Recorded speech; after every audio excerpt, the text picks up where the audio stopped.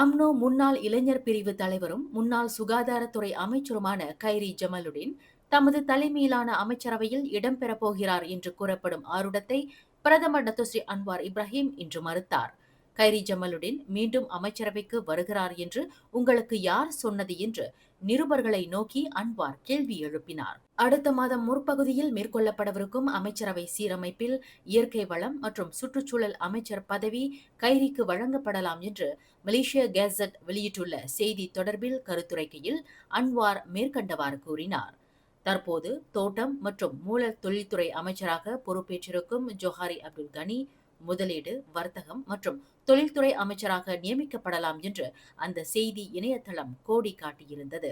மேலும் செய்திகளை தெரிந்து கொள்ள கீழே இருக்கும் பெல் பட்டனை அழுத்துங்கள். உங்கள் மகிழ்ச்சியை வெளிப்படுத்த லைக் மற்றும் ஷேர் செய்யுங்கள். தொடர்ந்து திசைகளோடு இணைந்திருக்க சப்ஸ்கிரைப் செய்யுங்கள்.